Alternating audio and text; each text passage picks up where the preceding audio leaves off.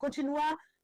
Bem-vindos ao Liberty UA. Hoje recebemos Denis Elisevich, empresário e político. Bem-vindo, Denis. Olá, Tetiana. Peço aos espectadores que se inscrevam no nosso canal Liberty UA. Se você não tem tempo para assistir vídeos longos, por favor, inscreva-se no nosso canal Liberty TV. Inscreva-se também no canal de Denis Elisevich. Vamos falar sobre temas que preocupam os ucranianos hoje e que também preocupavam ontem. Ontem houve uma visita a Londres e todos estavam comentando sobre o tablet. Agora, o assunto em destaque é a situação em Bruxelas, porque mais uma vez entendemos que estão bloqueando 90 bilhões de euros, estão bloqueando isso, estão bloqueando o Orbán, Fico. Eles têm suas próprias condições e sente-se que a Ucrânia se tornou moeda de troca entre os europeus, que estão resolvendo suas questões entre si. Por que os europeus unidos e democráticos se permitem agir assim em relação à Ucrânia? Não, claro, em relação à Ucrânia, a Orbán, que serve de contraponto a Úrsula e a Kaja Kallas. A Ucrânia sempre serve como moeda de troca. Para minha grande tristeza, poderíamos ser e ainda podemos ser um país poderoso, que seria um ator independente, mas, por enquanto, somos apenas um proxy em tudo. Por isso, não precisamos envolver a Europa aqui. E, na verdade, todos os cidadãos deveriam desligar essa bolha de propaganda que fez lavagem cerebral. Tenho receio de comentar porque vão mencionar a declaração russa, mas falo deste crédito. Agora é preciso pensar, em que categorias uma ação aproxima a paz ou afasta a paz? Eu posso dizer assim, eu defendo exclusivamente a Ucrânia, pelo bem-estar. Mas, quando dão dinheiro ao regime de Zelensky, que vai ser queimado em benefícios sociais, apenas benefícios sociais, guerras e fortalecimento do seu poder, e que serão usados para a produção de armas, que depois ele vai viajar pelo mundo, oferecer, vender, e com isso será útil para outros países, consequentemente, vai fortalecer seu poder. Então, eu não posso apoiar isso. Os benefícios sociais e tudo mais devem ser pagos com o orçamento da Ucrânia e com o dinheiro que é gerado dentro da Ucrânia. Isso é o funcionamento de um país normal. O aparelho estatal deve ser reduzido em 70% a 80%. E agora, especialmente na era da inteligência artificial, talvez até em 90%. E também todos que permanecerem devem receber dinheiro do orçamento da Ucrânia. Esses empréstimos, esses olhos enlouquecidos, essas viagens insanas pelo mundo tentando vender a guerra. Olhem do que ele se gaba. Eu tenho um tablet. Descobriu-se que ele queria entregar isso ao Trump, mas ele não veio. Não lembro para onde. Não foi para Munique? Eu estou dando aqui. Na Grã-Bretanha, olha só. Eu tenho todas as estatísticas aqui. Primeiro, serve para mostrar. Veja o Fedorov que temos, a TI que temos e o sistema que vamos criar. Garanto que isso não é nada demais no mundo moderno e não quero me aprofundar nisso. Em segundo lugar, qual é o benefício prático disso? Olha, vocês sabem, uma pessoa que costuma ir muito a Washington me enviou justamente um canal do Telegram, um canal claramente novo. Chama-se Protocolo 380. E lá está escrito que Zelensky, eles chamaram isso de viagem, fez essa viagem com o objetivo, como foi dito lá, de garantir apoio para sair das negociações e se distanciar do Trump. E recebo a seguinte informação que, em princípio, primeiro sobre a mobilização, hoje de manhã acordei, vi, confirmou-se, lá também falava sobre o endurecimento da mobilização. Em Kiev é um pesadelo total. Mas nós vamos falar disso separadamente agora. Pelo que entendi, ele quer usar dados de inteligência do Reino Unido e França, mas acho que o Trump vai cortar seu acesso a essas informações. De certa forma, a guerra segue quase só com drones. Zelensky agora precisa de defesa antiaérea, drones e principalmente pessoas para jogar na fornalha da guerra. E, no geral, ele não precisa de muito mais dos Estados Unidos, porque os Estados Unidos não dão tanto assim, e a OTAN também não vende muitas armas ofensivas para nós. Entendam, agora um momento sobre mobilização. Então, na cidade de Kiev, estão acontecendo coisas terríveis a partir de hoje, que já aconteceram e foram testadas em todas as outras cidades da Ucrânia. Em Kharkovia, Odessa e Dnipro, isso já foi testado. Nos bairros residenciais de Kiev, batidas viraram negócio e eles adulteram dados nos bancos de dados. Isso é simplesmente uma área enorme, é uma indústria inteira. Sirski disse que é necessário convocar cerca de 400 mil pessoas neste ano. Isso dá mais de 35 mil por mês, mais de 35 mil por mês, e agora convocar. Agora calcule quantas pessoas vão pagar para não serem convocadas e multiplique isso em média por 10 mil dólares diariamente. E você vai imaginar que dinheiro é esse. E se olhar para trás, você começou o programa, sua pergunta era sobre o crédito de 90 bilhões. Se olharmos para isso, tudo isso é um grande negócio, grana, grana, grana. Aqui não há nenhum interesse da Ucrânia, nenhum futuro para a Ucrânia. Essa guerra hoje é exclusivamente negócio e política. Nada mais, nada. O interessante é que Zelensky mesmo não diz que espera que a guerra vá durar. Ele só fala que confia na sua intuição. Ele comenta sobre os fatos no leste e destaca que, por hora, não seguimos um caminho pacífico. Eu vi essa declaração de que você está falando e lembro que foi um deputado que falou. Ele não disse seu nome, era um deputado anônimo que... O quê? Zelensky disse que era preciso se preparar para a guerra e pensar no que fazer ainda no parlamento? E foi daí que esses boatos começaram a circular. Após isso, Arakami afirmou, em breve decidiremos, em 1 ou 2 semanas, se entraremos em uma fase prolongada da guerra. Ou seja, você admite a possibilidade de que Zelensky tenha ido ontem ao rei para, digamos, jurar lealdade e continuar a guerra? Sim, para obter apoio. Aliás, foi um canal anônimo do Telegram que escreveu que Zelensky é supervisionado pelo MI6, o serviço secreto britânico. Bem, não sei, veja, Keir Starmer e o rei da Grã-Bretanha, depois ele vai para Sanches, e lá também para o rei da Espanha de novo, ao que me parece, depois ele vai. Veja, esses são aqueles que colaboram com os globalistas. Essa é a cadeia, ali 1 bilhão, ali 2 bilhões, ali uma promessa, ali buscar apoio, e realmente tudo parece assim. Provavelmente, eles realmente tiveram um desentendimento com Macron, não vejo mais esses abraços, beijos, aquele calor de antes com Macron, basicamente buscar apoio da Europa. O que você disse, uma fonte anônima, um deputado, não é só uma fonte. Fui informado disso no primeiro dia, e a imprensa publicou essa informação bem antes. Na mesma hora, saíram correndo do gabinete do presidente dizendo que era fake, e negou, mas não era. Ele reuniu sua equipe e disse... Vamos nos preparar para a guerra. Vamos focar, antes de tudo, não em como as pessoas viverão ou como será para a Ucrânia, mas em como a Verkhovna Rada pode seguir funcionando. Com esse cenário, para não dissolvê-la, nada acontece. Mas já tem deputados falando abertamente. Vamos dissolver a Verkhovna Rada. Vamos fazer novas eleições para a Verkhovna Rada. Eles não querem mais ser deputados. Olha, eu posso apoiá-los em situações e dizer, apoiem totalmente a iniciativa de Donald Trump. Posso dizer ainda mais. Na Ucrânia, os mecanismos de impeachment do presidente são terríveis. É preciso mudar a Constituição, é preciso reescrever isso. O impeachment deve ser um procedimento claro, que possa ser realizado de forma sequencial. Assim como nos Estados Unidos, por exemplo, é só pegar e adaptar para si mesmo. Só que na Ucrânia isso é o mais difícil possível, mas existe uma brecha. Ou seja, se o presidente da Ucrânia, por motivos de saúde, estiver incapacitado, seja de forma voluntária ou por suspeita de crime, mas somente se houver provas. E esse caso Mindishgate e a Operação Midas podem muito bem servir de precedente se Zelensky realmente estiver envolvido e houver provas irrefutáveis. Por exemplo, na Verkhovna Rada apresenta-se um áudio, possivelmente com Zelensky, anexam documentos e mostram toda essa cadeia de provas. Lá é necessário um grande número de votos, mais de 300 pessoas, e o Tribunal Constitucional deve participar de cada votação. Então vamos iniciar esse processo de impeachment, que é muito complicado, e pelo menos mostrar para os Estados Unidos que aqui existe resistência ao presidente. Entende, Tetiana? Agora, se a propaganda me ouvir, eles vão dizer, olha, não é uma tese pró-Rússia, é uma tese super pró-Ucrânia, é uma tese super pró-Ucrânia.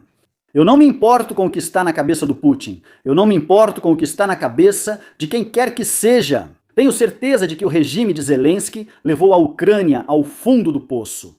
Nunca imaginamos que isso aconteceria com o nosso país. Eu até criei um termo. No Irã tem a Guarda Revolucionária e eu criei o CSOP, o corpo de guardiões do escritório do presidente. Me dá nojo olhar ao redor. Aliás, agora estou conversando com vocês pela primeira vez nesta semana, é a minha primeira transmissão da semana. Amanhã vou analisar isso com mais detalhes. Então esses guardiões do corpo do escritório do presidente, no YouTube, nos canais do Telegram, em todas as entrevistas, defendem ele, dizem como você é incrível, como o nosso grande Zelensky é maravilhoso. Ele pode enfrentar qualquer um e sabe do que se gabam, pode lidar com inimigos internos, confrontar Trump, enfrentar qualquer pessoa. Pode ser, eu não nego, pode ser. Mas o que a Ucrânia ganha com isso? Ele é um cara legal, um sujeito durão, mas o que a Ucrânia ganha com isso? Posso perguntar. E o que todas essas pessoas ganham com isso? Então, qual é a diferença? Os privilegiados que falam tudo isso, para eles é dinheiro, é a vida deles, é a segurança deles, para todos os outros é horror, sangue, morte. Na melhor das hipóteses, em caso de emigração. Então, que as pessoas ouçam e tirem suas próprias conclusões. Você falou sobre a Verkhovna Rada e sobre como essas gravações soariam na Verkhovna Rada, mas nós sabemos que houve uma história com envelopes, e os deputados da Verkhovna Rada também têm medo de que histórias sobre eles venham à tona. Então, provavelmente, eles não estão interessados em reconhecer e divulgar essa informação. Nós vimos que o SBU facilitava a extração de âmbar na região de Rivne, ou seja, eles também estão envolvidos em esquemas de corrupção. Isso é o 622, 20 milhões de euros, se não me engano, foram recebidos. Não vou dizer quanto, porque essa informação saiu há alguns dias. Depois houve informações sobre Krivonos, ele está envolvido em outro esquema de corrupção.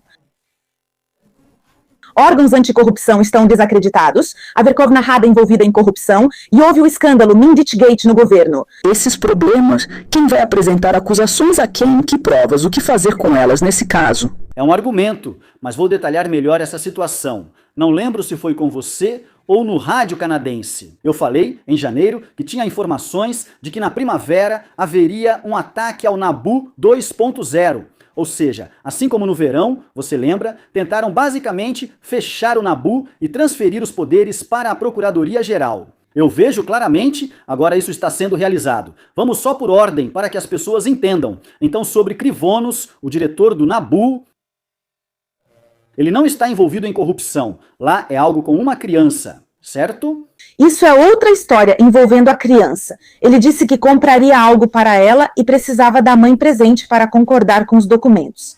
Ele não cumpriu as promessas e recusou registrar a paternidade. Mas é outro esquema, porque ele exigia dinheiro pelo terreno e havia outro esquema de corrupção paralelo a esse. Que ele está envolvido em corrupção foi mostrado a todos. Ele não vai agir contra o Estado, a Rada Suprema ou o presidente. E eu não vou nem negar, nem confirmar isso, mas isso é muito importante. Por quê? Veja, até mesmo nos nossos órgãos anticorrupção, quem está no comando é uma pessoa que, em princípio, se alguém quiser, isso também não surgiu do nada. Provavelmente, puxaram alguma coisa de lá, provavelmente tinha alguma coisa.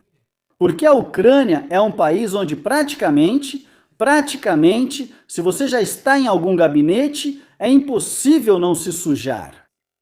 E se o nosso povo não consegue colocar uma pessoa que não possa ser comprometida de jeito nenhum em tais cargos, então estamos realmente mal. Mas vamos fazer o seguinte, e tudo isso, digamos, é verdade sobre Krivonostsev, digamos que tudo isso é verdade. Isso tudo, de alguma forma, indica que a Operação Midas é mentira, que o Minditgate não existe, que não precisamos pressionar mais. Entende? Isso é como quando discutimos sobre o Bonabonk. Se essa moça fosse a última pró-russa, isso significa que podemos violar seus direitos depois disso? Aqui é igual. Mesmo sendo Krivonostsev, tudo sobre ele será verdade. Ou seja, a Nabu não precisa agir, equilibrar o poder de Zelensky ou investigar corrupção. Deveriam pensar desse ponto de vista. Claro, veja, simplesmente não é a minha área. Eu até lideraria a Nabu, porque aí tudo, eles não inventariam nada, mas simplesmente não é a minha área. Isso não é para mim. Sou mais do lado construtivo. Lá precisam de alguém com outro perfil.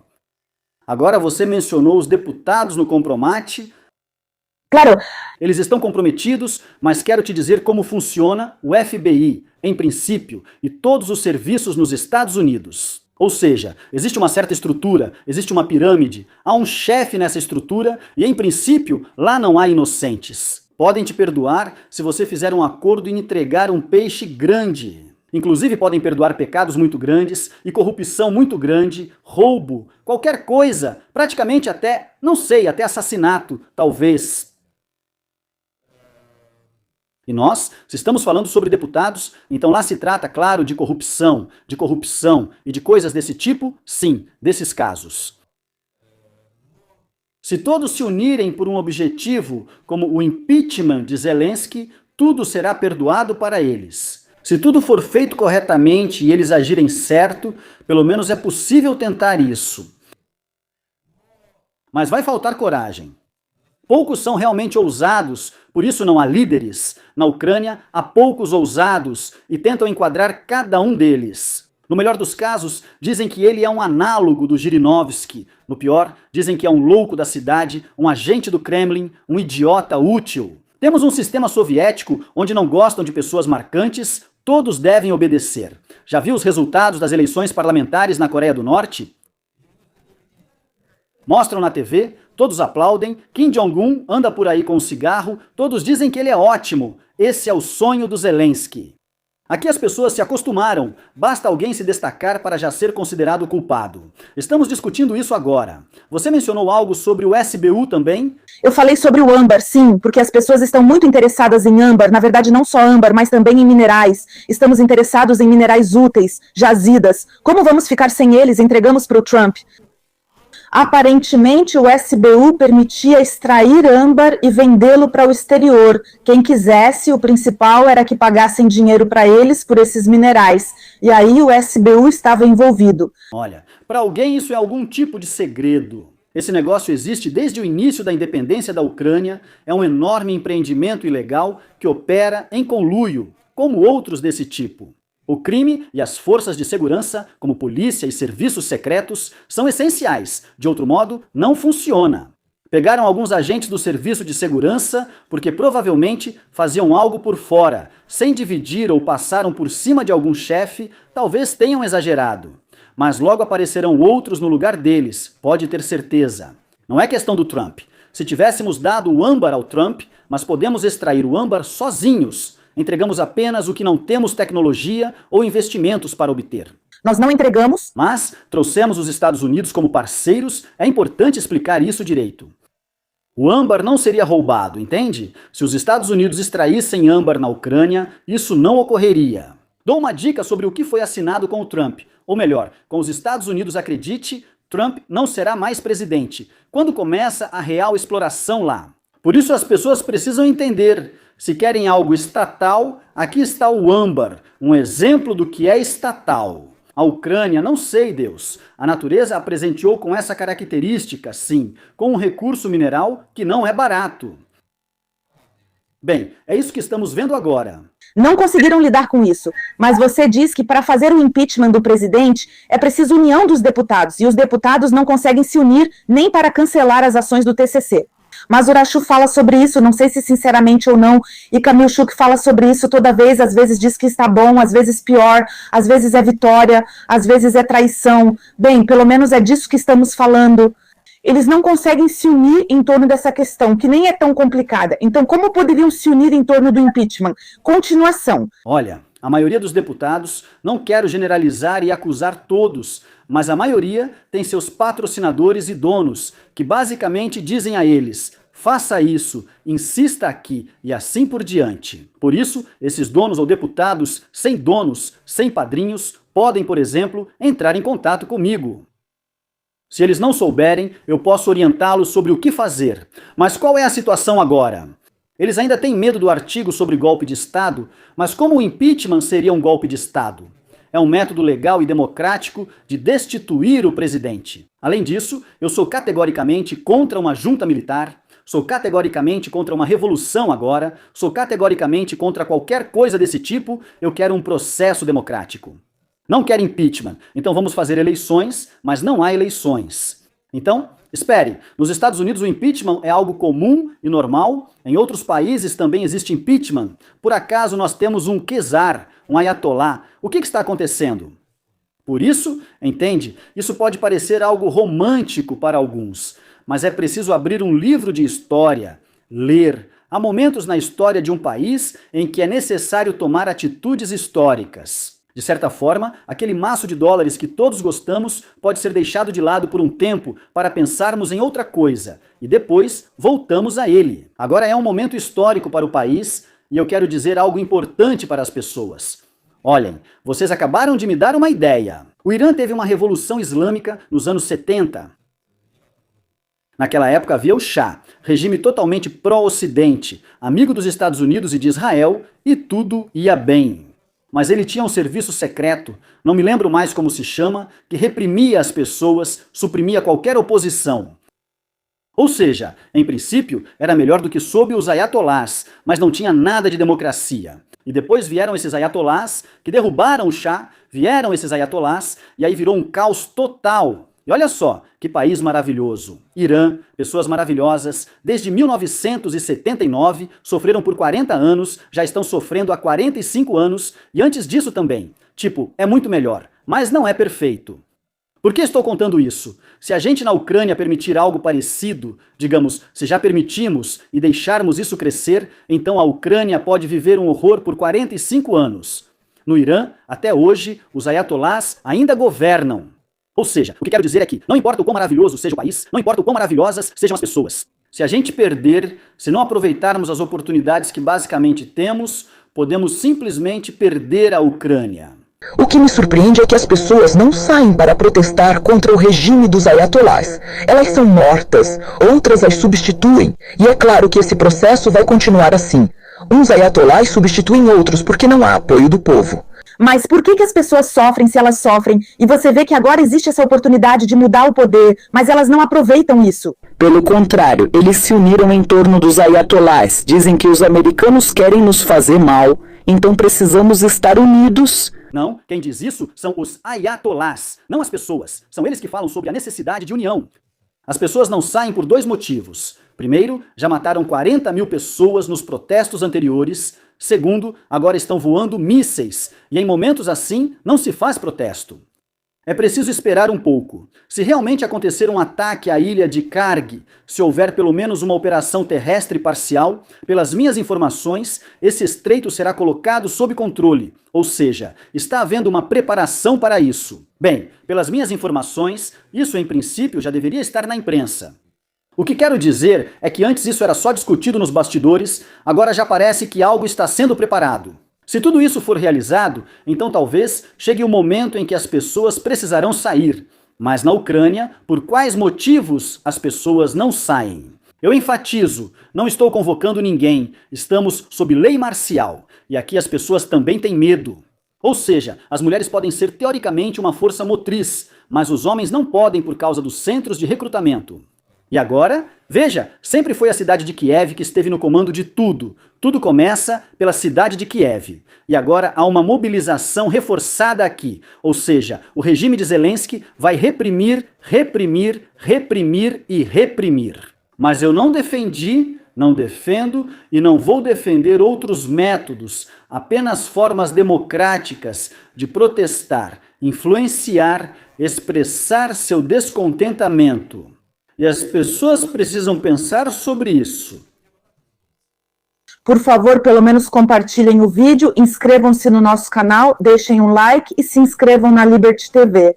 Se vocês quiserem assistir a trechos curtos do vídeo, gostaríamos de ouvir a opinião de vocês sobre o Estreito de Hormuz. Para capturá-lo é preciso, bem, Trump pediu que países da OTAN se envolvessem. Gostaria de saber a opinião de vocês. Você sempre disse que só um tolo, bem, você disse de alguma forma que só um tolo pode se envolver em uma guerra e que uma pessoa inteligente vai evitá-la a todo custo. Então, o que você acha? Os europeus agiram com sabedoria?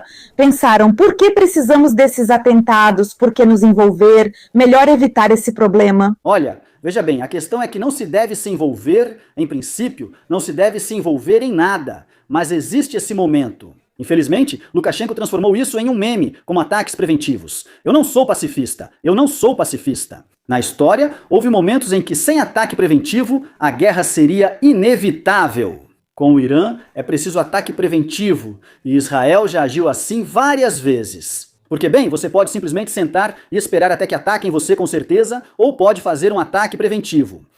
E além disso, estamos falando de um adversário que Israel consegue enfrentar, o Irã está ao alcance. Já na Ucrânia, a Rússia não estava ao alcance. Zelensky se envolveu nisso, até provocou e vemos o resultado. Com o Irã, a situação é diferente. Se todos os parceiros se unissem e destruíssem o regime dos ayatolás e o Irã já estivesse, como posso dizer, no mesmo alinhamento com o mundo ocidental, então muita coisa mudaria no mundo. A posição da Rússia enfraqueceria e a posição da China também enfraqueceria muito. Você sabe, a China importa quase 90% do petróleo do Irã para si.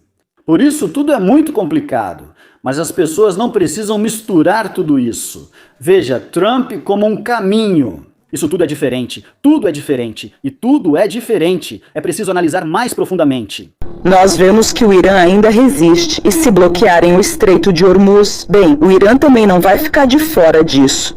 Eles vão usar as armas que têm. Se eles tomarem essa ilha de Karg, de onde fazem o carregamento dos petroleiros, carregam o petróleo lá porque a profundidade é adequada, e esses petroleiros podem chegar lá para transportar o petróleo através desse estreito. Então, se os Estados Unidos reivindicarem essa ilha, com certeza os iranianos também vão lutar. Nesse caso, esse petróleo não será de ninguém, nem dos americanos, nem dos iranianos. Não, os ayatolás vão lutar até certo ponto. Com certeza. Veja, um governante foi eliminado, outro também, mas eles continuam sendo uma estrutura altamente organizada. Talvez isso tenha sido subestimado em algum aspecto, não nego, é uma estrutura poderosa. Mas agora a situação é tal que não se pode simplesmente sair, é preciso levá-la a alguma conclusão lógica. E já que essa é a situação, é preciso agir. Ainda restam opções para as forças. Entende? O que os ayatolás fazem no mundo todo é financiar o terrorismo, e esse argumento já é suficiente. Obrigado. Sobre a Ucrânia, há pouca confiança nos deputados. Você falou com eles, mas afirma que controlam os mais ativos. Por isso, provavelmente, você também se dirigiu aos oligarcas ucranianos e disse: olhem para a situação, ajam de alguma forma. E vimos que no Congresso falou o vice-assistente do inspetor-geral da Agência dos Estados Unidos para o Desenvolvimento Internacional, USAID. E ele disse que deram à Ucrânia 26 bilhões em apoio orçamentário direto. O dinheiro chegava, ia para a Ucrânia, mas não havia transparência sobre como era gasto. Ora tinha auditoria, ora não tinha, ora era remota, ora não era transparente, ora não era feita a tempo. Como você pode comentar sobre isso? Olha, primeiro os oligarcas, depois a USAID, vamos separar aqui então os oligarcas. Eu entendo por que eles não se mobilizaram, porque eles têm esse tipo de atitude, eles não têm o que eu tenho. Eles não entendem que é preciso fazer uma pausa por algo maior. Chegam esses momentos, eu também não gostaria de lidar com tudo isso. Ou seja, vou dizer de forma mais simples, houve um momento em que era possível acabar com o poder do Zelensky. Não com o Zelensky, mas com o poder do Zelensky. Quando estavam tirando Yermak, começaram a agir com mais coragem. Você lembra daquele período, daquele mês? Começaram a se manifestar com mais ousadia, começaram a pressionar esse Zelensky. Se um ou dois oligarcas tivessem se envolvido, pronto, teríamos conseguido pelo menos eleições. Mas decidiram, como eu ganho dinheiro, eu continuo ganhando. Eu não pretendo morar na Ucrânia, afinal, tenho casa em Londres, em Viena, em Paris e também em algum lugar na Espanha. Os apoiadores do Poroshenko gostam muito da Espanha. Então, o que a Ucrânia significa para mim? Isso para mim é uma vaca leiteira, por isso eu vou usar essa vaca leiteira de todo jeito, de todas as formas possíveis. E como eles se justificam? Eles dizem, depois essas pessoas vão me agradecer. Não, eu senti isso na pele. E talvez eles estejam observando, mas, para falar a verdade, ainda colocam a culpa nele. Eles dizem, para que preciso disso? As pessoas querem mesmo. Veja bem, Tatiana, você com certeza está planejando fazer uma pergunta, já vamos passar para a USAID. Eu anotei, você com certeza está planejando fazer uma pergunta. No Telegram sobre isso, Denis. Mas ainda assim, com o Irã, então, a situação é a seguinte. As negociações sobre a Ucrânia foram interrompidas, tudo mudou para lá e agora é isso. E eu só tenho uma pergunta simples. A Ucrânia, representada por Zelensky, realmente precisa de negociações? Bem, nós não tivemos uma situação com o Irã, onde há negociações ativas. Você faz concessões ou você faz concessões. Em segundo lugar, eu realmente não gosto do fato de que, na verdade, os Estados Unidos e o próprio Zelensky, sem pensar, vieram a público e disseram isso em uma mensagem de vídeo à noite. Os Estados Unidos estão prontos para nos dar garantias de segurança por escrito e ratificar no Congresso. O próprio Zelensky comentou isso. Nós recebemos um privilégio como garantias de segurança do país mais poderoso do mundo, mas não estamos prontos para fazer concessões. Como assim? Será que estamos sendo arrogantes? Essa é outra dúvida que tenho. Os Estados Unidos já devem dar todas as garantias de segurança e Zelensky uma concessão territorial. Lá vivem pessoas, 200 mil, não 200. Conversei com todos, tanto com os militares quanto publicamente, e em particular, recorri a outras fontes. E nos Estados Unidos consideraram que não há nem perto de 200 mil pessoas lá. No melhor dos casos, são pouco mais de 100 mil. 100 e alguma coisa. Viram o vídeo de uma garota do TikTok gravando de Kramatorsk sem luz, sem internet? Alguns jeitos de pegar o Wi-Fi, ler notícias. Isso é a vida. Eu só tenho uma pergunta. Suponhamos que Putin não consiga, ele vai tomando o Donbass aos poucos, durante anos. E agora essas pessoas vivem. Não, elas não vivem, elas apenas existem e sobrevivem. Isso vale para todas as questões com a Rússia, é preciso sentar agora e resolver, não deixar nenhum problema sem solução, tudo precisa ser resolvido. Entende? Por isso, encerro a sessão blog. Nossa prioridade, com certeza, é a negociação pacífica, mas não tenho certeza disso. Talvez devamos mudar tudo para a guerra com o Irã.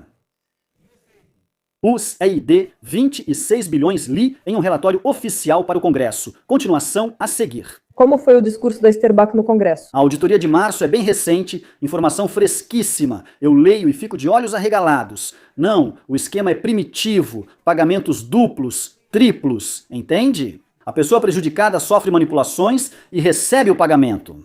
E, digamos, para cada um desses, 5 pessoas, estou só modelando a situação, imaginando 5, 10 pessoas aproveitaram a confusão que eles criaram. E depois, esse dinheiro foi devolvido aos organizadores do esquema. Mas outra coisa me surpreendeu. Li que a Deloitte não entregou os relatórios de auditoria a tempo. A KPMG também não entregou. E essas são consideradas líderes mundiais na área de auditoria.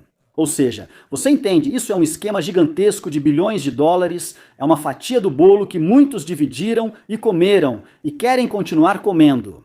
Mas vocês lembram como eu fui contra a USAID? E nós já conversamos sobre isso, fizemos transmissões e discutimos tudo isso e como vieram para cima de mim? Diziam que eu era quase um idiota. Isso é medicina. Os ucranianos ajudavam a medicina. A cultura. Ajudavam a cultura, isso é um absurdo. Uma cultura vergonhosa deve se sustentar sozinha. Ou ela existe ou não existe. Então é assim, sim, ajudaram uma pessoa com questões médicas, mas 10 roubaram com isso. O Estado não poderia lidar com isso sozinho, sem a USAID nisso, para quem precisa de ajuda? E não, como se vê, não. Tudo bem, esse é um assunto longo. Os americanos vão procurar esse dinheiro ou eles simplesmente vão decidir parar de financiar a Ucrânia? Trump afirmou que não dará mais dinheiro e que os outros vão perdoar a dívida. O povo ucraniano terá que pagar por isso ou como será? E você preste atenção. Trump disse, teve recentemente o dia de São Patrício nos Estados Unidos e aquele veio da Irlanda para vê-lo e eles lá, e Trump disse... Biden destinou de 350 a 400 bilhões de dólares à Ucrânia e é preciso descobrir onde está esse dinheiro. No dia seguinte, a imprensa fala sobre a USAID. Aqui todo mundo sabe, aqui tudo está presente, aqui são enviados sinais, só que Zelensky não é a pessoa que vai responder a esses sinais. 1, 2, 3, e depois pegaram essas vans com dinheiro, com ouro, levaram embora e divulgaram a informação. Vocês sabem agora da informação, eu lembrei do Orbán, que informação está chegando agora. E aquele canal sobre o qual falei está escrevendo, e já tinham me falado antes. Então, sobre o Orbán, bom, em primeiro lugar, o Orbán vai receber apoio ativo do Trump, o J.D. Vance vai até lá, antes das eleições, para discursar, dar apoio, e isso é muito sério. Imagine se o presidente ou vice-presidente dos Estados Unidos viessem apoiar um candidato à presidência da Ucrânia. Consegue imaginar a força desse apoio? É inacreditável, mas de acordo com esses, vamos chamar oficialmente de boatos. De acordo com esses boatos, se Viktor Orbán perder, então será aplicado, se ganhar, será aplicado um cenário como foi feito na Romênia, na Moldávia. E se isso também não funcionar, então pode estourar uma revolução do tipo colorida na Hungria. Isso são boatos, mas, sabe, eu realmente acredito nisso, pessoalmente, e as pessoas que decidam por si mesmas. Interessante, se houvesse eleições na Ucrânia, será que alguém participaria ou algum americano apoiaria um candidato? Talvez eles apoiassem só um mesmo, eles não apoiariam mais ninguém. 3. Nossos oligarcas colocam ovos em cestas diferentes, ao contrário da América. Você disse que sabia que eu queria perguntar, parecia que queria saber qual é a estratégia da guerra? Porque os russos, você viu, já estão chegando a Zaporizhzhia a cavalo, porque a neblina, lama, eles usam cavalos e os canais dizem que faltam 14 quilômetros até Zaporizhzhia Tulsi. Gabbard aparece e diz que a Rússia manteve a vantagem na guerra contra a Ucrânia até chegar a um acordo. Moscou provavelmente continuará travando uma guerra lenta de desgaste até considerar que seus objetivos foram alcançados. Qual é a nossa estratégia? Qual será a estratégia desta guerra até hoje? Qual?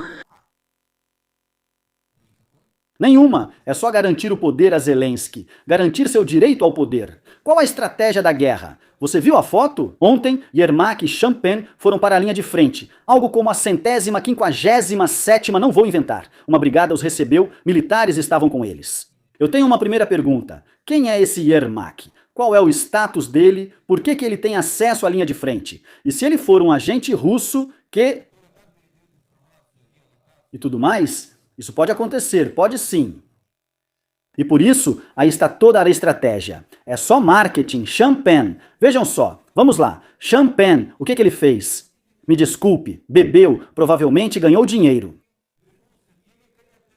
Apesar dos problemas atuais, com nossa cidade maravilhosa ao fundo, a guerra continuou e esses caras ficaram sob bombardeio, assim como o nosso país. Agora, outra coisa, se vocês observarem esses canais anônimos do Telegram ligados ao gabinete do presidente, a mídia, todos esses canais manipulados, desagradáveis, eu diria até fedorentos, todos eles dizem que estamos quase tendo uma contraofensiva bem-sucedida, acham que estamos contra-atacando, estamos fazendo isso, mas quando você olha o Deep State, as coisas estão cada vez piores. Sobre Tulsi Gabbard, infelizmente vi, saiu uma tradução no seu canal.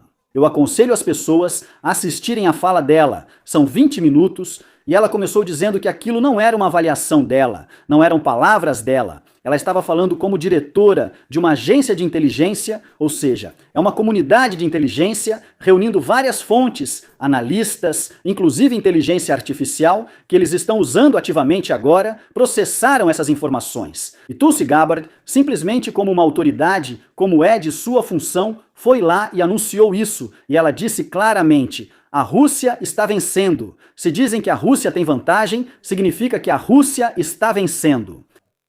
Poderia ter sido diferente, considerando os recursos? Não, não poderia. Agora prestem atenção, Tatiana, você e os espectadores. E se as negociações acontecerem, digamos daqui a uma semana ou duas, na sua opinião, a posição da Rússia na mesa de negociações agora será mais forte ou mais fraca do que há 3 semanas? Mais forte? Por quê? Porque há uma guerra no Irã.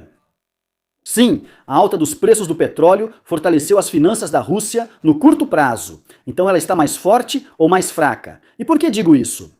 Não estou dizendo isso porque, sabe, eu aprovo ou desaprovo essa guerra. Se é certo ou errado, provavelmente eu apoio essa guerra.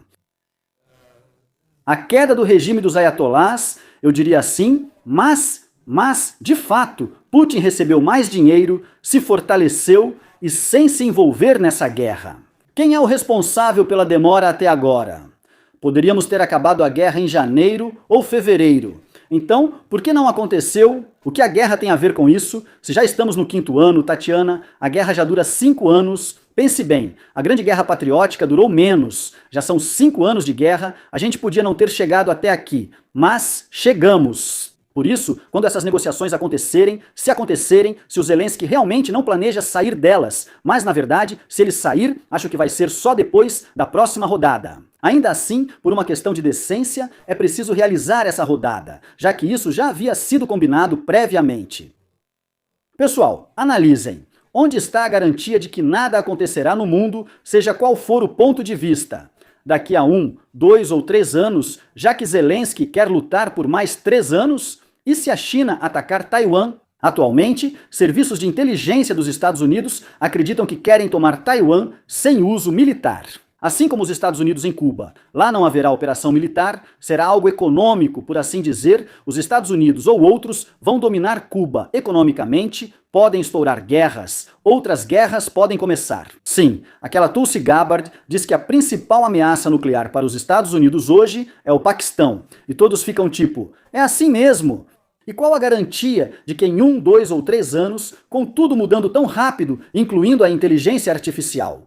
Por isso, prolongar a guerra significa menos pessoas nossas, menos territórios, menos vidas, menos saúde, menos tudo. Nossos seguidores entendem isso, eles escrevem comentários embaixo de cada vídeo dizendo que entendem e querem a paz. O problema é que ninguém nos pergunta, né? O governo faz tudo do jeito dele e o governo não muda. E dizem que a mobilização justa afirma que aqueles que não arriscaram suas vidas, especialmente blogueiros e ativistas, recentemente até Mozichuk foi incluído nisso, estão fugindo de seu dever, ou seja, não vão para a linha de frente. Dizem que esses tigres vão se candidatar a deputados como patriotas. Eles não podem ser autorizados a ir para lá, porque não defenderam o país, mas essas pessoas que mobilizaram outros contra a vontade deles, essas podem ser autorizadas, é isso? Yermak pode ser autorizado, Mindish pode voltar, devolver a cidadania para ele, se é que ela foi retirada. Ou então, aquele ministro da energia corrupto que está com ele, Galushenko, ou como é o nome dele, vamos lá, vocês entendem? Ou o voluntário corrupto, por exemplo, teve aquele escândalo. Percebo pelo público, até os que são contra mim e estavam agitados, que infelizmente precisam que tudo seja entregue pronto como fato consumado. Dizia que não é por acaso, e no fim tudo se resume a isso, cada um simplesmente...